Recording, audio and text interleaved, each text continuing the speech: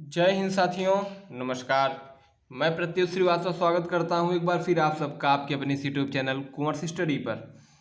साथियों, जैसा कि यूपीएससी स्टेट पीसीएस सीजीएल आदि के लिए यह बैच हम चला रहे हैं एकदम मुफ्त और जो है यूट्यूब पर एकदम फ्री, यह सारे कंटेंट आपको प्रोवाइड किए जा रहे हैं। तो इसी श्रेणी में हमने जो इतिहास का यह सब्जेक्ट उठाया है, बहुत ही पसंदीदा सब्जेक्ट होता है यह लगभग सबका, क्योंकि इसे पढ़ने में बहुत मज़ा आता है। और हम उम्मीद करते हैं कि जिस तरह से हम आपके प्रति मेहनत कर रहे हैं उसी लगन और निष्ठा के साथ आप भी उसे दोहराने, पढ़ने और समझने में जो है रुचि ले रहे हैं।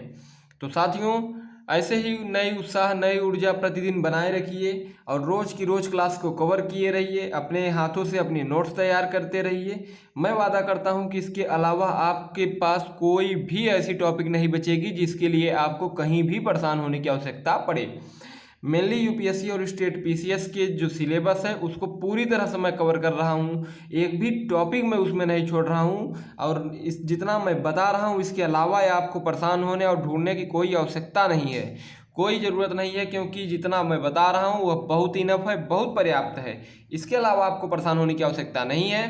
तो बिल्कुल मन में कोई शंका मत रखिए और मन से पढ़ाई करते चलिए, अपने तैयारी को, अपने जोश को एकदम जो है रास्ते पर बनाए रखिए।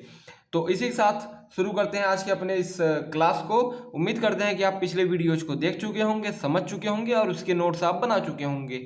अगर आपने पुराने वीडियोज नहीं देखे हैं तो आप चैनल पे जाके पुराने वीडियोज को कवर कर लीजिए, वरना आगे के टॉपिक्स आपको समझ में नहीं आएंगे, क्योंकि इतिहास एक ऐसा विषय है कि जिसमें जो है सभी आपस में कंटेंट जुड़े हुए होते हैं। अगर आप पीछे के सब्जेक्ट्स को, पीछे के टॉपिक्स को नहीं समझे रहेंगे तो आगे के टॉपिक्स आपको बिल्कुल समझ में नहीं आएंगे। यह चीज़ मैं क्लियर कर देता हूँ, तो देख लीजिएगा अगर आपने नहीं देखा होगा। और आइए आज से शुरू करते हैं आज के नए टॉपिक को। जो है हमारा आज का टॉपिक है वैदिक समाज। हमारे प्राचीन इतिहास में सिंधु सभ्यता के पश्चात, सिंधु सभ्यता को हम पढ़ चुके हैं, बहुत बेहतरीन समाज था। उस सिंधु सभ्यता को मैंने अच्छे से क्लियर करके 2-3 वीडियो में ख़त्म किया है। उसके अलावा आपको उसमें कुछ पढ़ने की ज़रूरत नहीं है, जितने मेन टॉपिक थे उसमें मैं कवर कर चुका हूँ। तो उसके बाद जो है अब आता है हमारा वैदिक समाज। अब हम जानेंगे कि हमारे समाज में, हमारे भारत देश में, पुराने प्राचीन भारत में वैदिक समाज क्या था। तो चलिए शुरू करते हैं। वैदिक शब्द संस्कृत की विद धातु से बना है। इसका अर्थ होता है ज्ञान, अर्थात जो वैदिक समाज था हमारा, इसे हम ज्ञान का समाज भी कह सकते हैं। वैदिक संस्कृति के निर्माता आर्य थे। आर्य का शाब्दिक अर्थ श्रेष्ठ या उत्तम होता है। वैदिक युग 2 भागों में विभाजित था। ऋग्वैदिक काल, जिसका समय सीमा 1500 ईसा पूर्व से 1000 ईसा पूर्व माना जाता है, और उत्तर वैदिक काल, जिसका समयकाल 1000 ईसा पूर्व से 600 ईसा पूर्व माना जाता है। सैंधव सभ्यता के पतन उच्च सीमा 1500 ईसा पूर्व है, इसलिए ऋग्वैदिक काल का प्रारंभ 1500 ईसा पूर्व यानी बीसी माना गया। अर्थात सिंधु सभ्यता जो कि 2350 या 2500 ईसा पूर्व अलग अलग पुरातत्वविदों के अनुसार से लेकर के 1500 ईसा पूर्व तक मानी जाती है। तो 1500 ईसा पूर्व में जब सैंधव सभ्यता समाप्त होती है, वहीं से हम अपने जो है वैदिक समाज के उत्थान की समय सीमा को मानते हैं। इसलिए जो है 1500 ईसा पूर्व से 600 ईसा पूर्व तक हमारा वैदिक समाज जो है चल रहा था, जो कि 2 भागों में बटा हुआ था, ऋग्वैदिक काल और उत्तर वैदिक काल, अलग अलग समयावधि में। तो इसी की जानकारी हमें बस इन दोनों काल की 600 ईसा पूर्व तक की लेनी है, वैदिक समाज हमारा खत्म हो जाएगा। तो आइए देखते हैं। जबकि 1000 ईसा पूर्व में अंतरजी खेड़ा एटा उत्तर प्रदेश से लोहे का साक्ष्य मिला है, इसलिए इसकी उच्चतम सीमा 1000 बीसी रखी गई है। तो जो है इसमें कहने का मतलब यह है कि जो लोहे का साक्ष्य मिला 1000 ईसा पूर्व में, वह अंतरजी खेड़ा एटा जो जिला है उत्तर प्रदेश का, यहाँ से हमें प्राप्त हुआ है। और 1000 बीसी में मिला है, जो साक्ष्य है उस वक्त के लौह युग का, इसलिए जो है ध्यान में रखिएगा इस चीज़ को। उसके बाद अब हम शुरू करते हैं अपने जो है वैदिक समाज के बारे में। तो सबसे पहले हम देखेंगे जो है 600 ईसा पूर्व में भारत में द्वितीय नगरीकरण प्रारंभ हुआ, इसलिए इसकी उच्च सीमा 600 बीसी मानी गई है उत्तर वैदिक युग की। इसकी जो है जो लोहा यहाँ से प्राप्त हुआ, इसलिए यहाँ 1000 ईसा पूर्व ऋग वैदिक काल का अंतिम समय सीमा मानी गई है। और उत्तर वैदिक की अंतिम सीमा जो है 600 ईसा पूर्व तक मानी गई है। द्वितीय नगरीकरण यहाँ से प्रारंभ हो गया था, यानी सिंधु सभ्यता जैसी 51 नगर की शुरुआत यहाँ से हो चुकी थी, इसलिए इसी अंत को जो है उत्तर वैदिक काल का उच्चतम सीमा मानी गई है। सबसे पहले अब हम समझते हैं आर्यों के बारे में, क्योंकि यहाँ पे लिखा गया है कि आर्य जो है वही वैदिक संस्कृति वैदिक समाज के संस्थापक थे। तो पहले समझते हैं आर्य थे कौन। तो आर्यों का मूल निवास स्थान जो है देखते हैं, कुछ विद्वान जो है अलग अलग अपना अपना जो है स्थान निवास के बारे में बात करते हैं। सबसे पहले अगर हम बात करते हैं तो स्वामी सहजानंद सरस्वती, जिन्हें सत्यार्थ प्रकाश जो है लिखा था, इसमें उन्होंने तिब्बत प्रदेश को आर्यों का मूल स्थान बताया है। फिर आते हैं हमारे Bal Gangadhar Tilak, the Arctic home of the Aryans नामक पुस्तक लिखी, इसमें उन्होंने आर्यों का स्थान उत्तरी ध्रुव बताया। गंगानाथ झा ने ब्रह्मर्षि देश बताया। पी गाइल्स ने डेन्यूब प्रदेश बताया। हर्ट एवं पेन्फा इन्होंने जर्मनी प्रदेश बताया। मैक्समूलर बैक्ट्रिया प्रदेश अफगानिस्तान को मानते हैं। मूलतः आर्य हमारे जो है मध्य एशिया से यानी बैक्ट्रिया प्रदेश के लपेटे से ही जो है आते थे। इस पर जो है जानकारी कुछ वैज्ञानिक अधिकतर दिया करते हैं। तो ये कुछ विद्वानों के अलग अलग बताए हुए मत हैं, इसे जरूर याद रखिएगा। इससे डायरेक्ट क्वेश्चन कभी कभी यूपीएससी पीसीएस आदि में बन जाते हैं। सीधे पूछ लिया जाता है गंगानाथ झा जी के द्वारा जो है किस प्रदेश को आर्यों का मूल स्थान बताया गया है, तो आप कन्फ्यूज हो जाएंगे। इसलिए जो है याद रखिएगा इसको बहुत ही अच्छे से। उसके बाद आगे बढ़ते हैं, आर्यों का भौगोलिक प्रदेश जो है उसके बारे में समझते हैं, यानी कि आर्य कहाँ पर थे। सप्त सैंधव प्रदेश सबसे पहले। ऋग वैदिक आर्य सर्वप्रथम हिमालय की ओर से भारत में आकर 7 नदियों द्वारा सिंचित प्रदेश में बसे थे। इस चीज को ध्यान रखिएगा, 7 नदियों द्वारा सिंचित प्रदेश जो है सिंध के आसपास का प्रदेश माना जाता है। फिर है ब्रह्मवर्त प्रदेश। संत सैंधव के बाद आर्य कुरुक्षेत्र के निकट इस प्रदेश में बसे थे। कुरुक्षेत्र के निकट अर्थात यूपी और हरियाणा के आसपास का क्षेत्र यह बताया जाता है। फिर आता है ब्रह्मर्षि प्रदेश, यह ब्रह्मवर्त था, यह ब्रह्मर्षि है, ध्यान रखिएगा, कंफ्यूज मत होइएगा वरना आप क्वेश्चन में गलती कर बैठेंगे। इसके बाद आर्य गंगा यमुना प्रदेश में बसे थे। गंगा यमुना प्रदेश जो है मूलतः यूपी का माना जाता है। उसके बाद आता है मध्य प्रदेश। मध्य प्रदेश हिमालय और विंध्याचल का संपूर्ण क्षेत्र ले लिया इन्होंने, यानी हिमालय से अब विंध्याचल यानी कि जम्मू कश्मीर से लेकर मध्य प्रदेश तक की पूरी लंबाई तक आर्य बसे थे। उसके बाद आर्यावर्त प्रदेश का नाम आता है। संपूर्ण उत्तर भारत पर आर्यों ने नियंत्रण स्थापित कर लिया था, तो उस संपूर्ण भारत को उत्तर भारत को आर्यावर्त प्रदेश नाम दिया जाता है। जो है आर्य धीरे धीरे संपूर्ण उत्तर भारत में स्थापित हो चुके थे। अब देखते हैं वैदिक युगीन नदियां जो थी, उस वक्त की प्रमुख जो नदियां थी उनके बारे में देखते हैं। ऋग्वेद में सप्त सैंधव प्रदेश की 7 नदियों में सिंधु, सरस्वती, शत्रुदी जिसे सतलज कहा जाता है, विपाशा जिसे ब्यास कहा जाता है, पुरखवती जिसे रावी कहा जाता है, स्किनी जिसे चिनाब कहा जाता है, वितस्ता जिससे झेलम कहा जाता है का वर्णन मिलता है। ऐसे इन सब का वर्णन जो है हमें ऋग्वेद में देखने को मिलता है।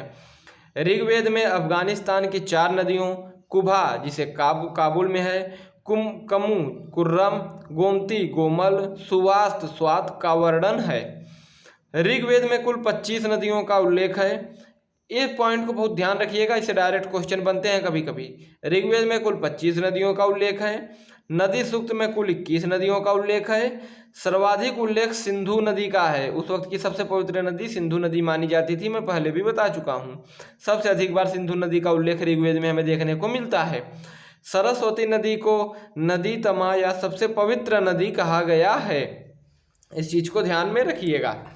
उसके बाद देखते हैं वैदिक कालीन साहित्य को, कि वैदिक युग में जो है कौन कौन से साहित्यों की रचना की गई थी उसके बारे में।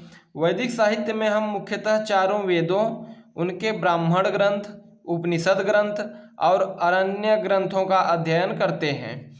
ऋग्वेद, सामवेद, यजुर्वेद को वेद त्रयी में शामिल किया गया है। याद रखिएगा, बहुत जरूरी पॉइंट है, डायरेक्ट क्वेश्चन बनता है वेद त्रयी में किन किन वेदों को रखा गया है, इसलिए ध्यान रखिएगा, स्टार पॉइंट के साथ नोट करिएगा। लेकिन इसमें अथर्ववेद नहीं है, क्योंकि इसमें धार्मिक कर्मकांडों के जगह लौकिक विषयों का जादू टोना औषधि का वर्णन किया गया है। सभी वेदों की भाषा संस्कृत और लिपि ब्राह्मी है, यह ध्यान रखिएगा। उसके बाद जो है ऋग्वेद की जानकारी अब हम लेते हैं। ऋग्वेद का विषय स्तुति प्रधान वेद है। मुख्य पुरोहित होता कहा जाता है, यानी ऋग्वेद का जो पुरोहित है उसे होता कहा जाता है। इसमें कुल सूक्त 1017, कुल मंत्र 10,580, कुल मंडल 10 हैं। मंडल अर्थात आप इसे जो है पाठों से ले सकते हैं या जो चैप्टर्स हैं ऐसा मान सकते हैं, 10 मंडल हैं। ऋग्वेद के 10 मंडल के बारे में आइए देखते हैं। जो है पुरोहित और प्रमुख विषय, यानी कि लिखने वाले मंडलों को, जिन्होंने इन लोगों ने 10 मंडलों को लिखा है और इन मंडल में क्या प्रमुख विषय है उसके बारे में जानकारी मिलती है। पहला मंडल अंगिरा ऋषि ने लिखा, दूसरा ग्रीष्मद ने लिखा, तीसरा विश्वामित्र ने लिखा, और इसी में जो है गायत्री मंत्र का उल्लेख मिलता है, यानी कि ऋग्वेद के तीसरे मंडल में हमें गायत्री मंत्र का उल्लेख मिलता है, ध्यान रखिएगा, क्वेश्चन बनता है। फिर आता है चौथे में वामदेव, इसमें कृषि पद्धति की जानकारी मिलती है। पांचवें अति, छठवां भारद्वाज, सातवां वशिष्ठ, आठवें कण्व, नौवां कण्व, याद रखिएगा 7वें वशिष्ठ ने जो लिखा है इसमें दास राज युद्ध का उल्लेख मिलता है। भारत का प्रथम युद्ध दास राज युद्ध का उल्लेख हमें देखने को मिलता है, ध्यान रखिएगा, क्वेश्चन बनते हैं इससे, बहुत बनते हैं। 8वें कण्व ने लिखा, 9वां पवमान ने लिखा, 10वां महासूक्त, पुरुष सूक्त आदि पुरुष का विवरण इसमें हमें मिलता है। दूसरे से 7वां मंडल प्राचीन है, बाकी मंडल बाद में लिख के इसमें जो है जोड़े गए थे, इस चीज को ध्यान में रखिएगा, क्वेश्चन बनता है इससे। उसके बाद जो है ऋग्वेद के अन्य प्रमुख भागों के बारे में जानकारी देखते हैं। सबसे पहले आता है ब्राह्मण ग्रंथ, एक गद्य के भाग हैं, इनसे वेदों को आसानी से समझा जाता है। ऐतरेय और कौशितकी प्रमुख ब्राह्मण ग्रंथ हैं। फिर अरण्यक ग्रंथ, इसे वन पुस्तक कहा जाता है, इसमें दार्शनिक सिद्धांतों का वर्णन है। ऐतरेय और कौशितकी इस वेद के अरण्यक हैं। उपनिषद ग्रंथ, उपनिषद का अर्थ समीप बैठना है। कुल उपनिषद 108 हैं। ऐतरेय और कौशितकी 2 उपनिषद हैं। तो कौशितकी और अरण्यक जो है, ऐतरेय, ये जो हैं बहुत ही प्रमुख ग्रंथ उस वक्त के माने गए हैं।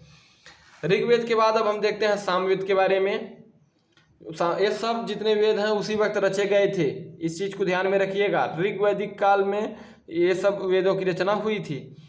साम का अर्थ गाना है। सामवेद का विषय गायन, वादन, नर्तन है। इसके पुरोहित को उद्गाता कहते थे, ध्यान रखिएगा, बहुत ही मेन पॉइंट है, इसके पुरोहित को उद्गाता कहते थे। इसमें कुल 1549 जो है सामवेद के कुल मंत्र 75 व ऋग्वेद के लिए गए मंत्र 1474 हैं, ध्यान रखिएगा। प्रमुख ग्रंथों की इसके बात करते हैं तो ब्राह्मण ग्रंथ में पंचविश ब्राह्मण, खडविश ब्राह्मण, जैमिनीय ब्राह्मण, वंश ब्राह्मण, कुल 4 ब्राह्मण ग्रंथ इसके लिखे गए हैं। उसके बाद इसके उपनिषदों की बात करते हैं तो उपनिषद ग्रंथ जो इसके हैं, छांदोग्य उपनिषद सबसे प्राचीन है।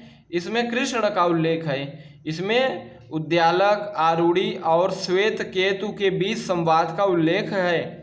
प्रथम 3 आश्रम का उल्लेख है इसमें। अरण्यक ग्रंथ, इसके जो अरण्यक ग्रंथ हैं, सामवेद के जैमिनी और छांदोग्य 2 अरण्यक ग्रंथ हैं। अब इसके बाद हम देखते हैं यजुर्वेद के बारे में। यजुर्वेद यह कर्मकांड प्रधान यज्ञीय विधि विधान है। इसके पुरोहित को अध्वर्यु कहते हैं। इसे यज्ञ वेद और गति एवं कर्म वेद भी कहते हैं। इसमें कुल 1990 मंत्र हैं। यजुर्वेद की कृष्ण यजुर्वेद एवं शुक्ल यजुर्वेद नामक 2 शाखाएं हैं। यजुर्वेद के भागों की बात करते हैं तो पहला भाग शुक्ल यजुर्वेद, दूसरा भाग कृष्ण यजुर्वेद। शुक्ल यजुर्वेद के 2 भाग कानो एवं माध्यानंदिन और कृष्ण यजुर्वेद के जो भाग हैं वे हैं काठक, कपिंठल, मैत्रेयी, नैत्रिरीय। शुक्ल यजुर्वेद को वाजसनेयी संहिता कहते हैं।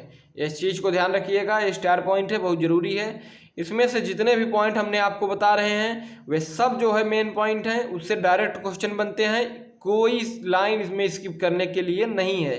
इस चीज़ को ध्यान बनाए रखिएगा। उसके बाद यजुर्वेद के ब्राह्मण ग्रंथों की बात करते हैं तो सबसे पहला नाम आता है शतपथ ब्राह्मण ग्रंथ। इतिहास में शतपथ ब्राह्मण ग्रंथ का नाम कई बार दोहराया जाता है, बहुत महान ग्रंथ है, इसमें हमें बहुत कुछ जो है देखने को मिलता है। यह याज्ञवल्क्य मुनि द्वारा लिखा गया सबसे बड़ा और सबसे प्राचीन ब्राह्मण ग्रंथ है। इसमें विदेह माधव की कथा का वर्णन है, पुरुखा उर्वशी संवाद वर्णन है, जल प्लावन की कथा का वर्णन है, स्त्री को अर्धांगिनी इसी में कहा गया है। इस चीज़ को ध्यान रखिएगा, बहुत ही मेन पॉइंट है। यह शुक्ल यजुर्वेद का ब्राह्मण है। तैत्तिरीय ब्राह्मण ग्रंथ दूसरा ब्राह्मण ग्रंथ है। यह कृष्ण यजुर्वेद का ब्राह्मण ग्रंथ है। यह कृष्ण यजुर्वेद शाखा का है और शतपथ ब्राह्मण शुक्ल यजुर्वेद शाखा का है। यजुर्वेद के उपनिषदों की बात करते हैं तो सबसे पहला नाम आता है बृहदारण्यक। बृहदारण्यक जो है सबसे पहला यजुर्वेद का उपनिषद है। गार्गी याज्ञवल्क्य के संवाद का वर्णन है इसमें। फिर आता है तैत्तिरीय, सदा सत्य बोलो अतिथि देवो भव का वर्णन इसमें मिलता है। फिर अगला जो उपनिषद है कठोपनिषद, इसमें यमन नचिकेता संवाद वर्णित है और ओम शब्द की महत्ता का वर्णन है इसमें। फिर आता है हमारा श्वेताश्वर उपनिषद, नवधा भक्ति का वर्णन इसमें देखने को हमें मिलता है। फिर आता है हमारा मैत्रेयी उपनिषद, इसमें त्रिमूर्ति का उल्लेख है। फिर ईशोपनिषद, इसमें इसकाम कर्म का वर्णन मिलता है। यजुर्वेद के बृहदारण्यक, तैत्तिरीय और शतपथ नामक अरण्यक हैं। तो ये जितने भी पॉइंट हैं, जितने भी उसके मेन पॉइंट्स हैं सभी उपनिषदों आदि के, ये बहुत ज़रूरी हैं। डायरेक्ट क्वेश्चन पूछ लिए जाते हैं कभी कभी और जो है आप फंस सकते हैं, इसलिए इसे बहुत अच्छे से जो है नोट करके और ये कंठस्थ कर लीजिएगा। अगला जो हमारा वेद आता है वो है हमारा अथर्ववेद। इसमें कुल 20 अध्याय, 6000 मंत्र, 731 सूक्त। मुख्य पुरोहित इसके ब्रह्मा थे। विषय लौकिक, जादू टोना, तंत्र मंत्र, औषधियों का वर्णन हमें जो है अथर्ववेद में देखने को मिलता है। इसे ब्रह्मदेव श्रेष्ठ वेद भी कहते हैं। प्रमुख तथ्य, राजा परीक्षित का उल्लेख मृत्युलोक के देवता के रूप में है। मगध अंग अपोहया का उल्लेख है इसमें। सभा और समिति को ऋषि प्रजापत्य की पुत्रियां कहा गया है। इस वेद का कोई भी अरण्यक ग्रंथ नहीं है। इसका ब्राह्मण ग्रंथ गोपथ है। मेन पॉइंट है, याद रखिएगा, क्वेश्चन बनता है इससे, कई बार पूछा गया है। इसके मुंडकोपनिषद में सत्यमेव जयते का उल्लेख है। ये भी कई बार क्वेश्चन पूछे जा चुके हैं, सत्यमेव जयते की किस वेद में मिलता है, इसलिए ध्यान रखिएगा। मांडुक्योपनिषद और प्रश्नोपनिषद इसका भाग है। उत्तर वैदिक युगीन साहित्यों की बात करते हैं हम। उत्तर वैदिक युगीन साहित्यों में उपवेद, वेदांग, स्मृति ग्रंथ, पुराण आदि आते हैं। अब देखते हैं सभी वेदों के और उनके उपवेद और उसमें प्रमुख जो विषय हैं। सबसे पहले बात होती है ऋग्वेद की। ऋग्वेद का जो उपवेद है वह आयुर्वेद है और इसमें जो प्रमुख विषय है वह चिकित्सा संबंधी ज्ञान है। सामवेद का उपवेद गंधर्व वेद है। विषय संगीत का ज्ञान इसमें बताया गया है। अगला जो वेद है यजुर्वेद, इसका उपवेद है धनुर्वेद। इसका जो विषय है युद्ध कला का वर्णन इसमें बताया गया है। फिर आता है अथर्ववेद, इसका उपवेद है शिल्पवेद। इसमें शिल्प कला का वर्णन बताया गया है। ये बहुत ही मेन पॉइंट है, इससे डायरेक्ट क्वेश्चन कई बार बन चुके हैं, इसलिए इसको जो है बहुत ध्यान से याद रखिएगा। ये हो गई हमारी वेदों की जानकारी। अब हमारा जो टॉपिक है वो है ऋग्वैदिक समाज का।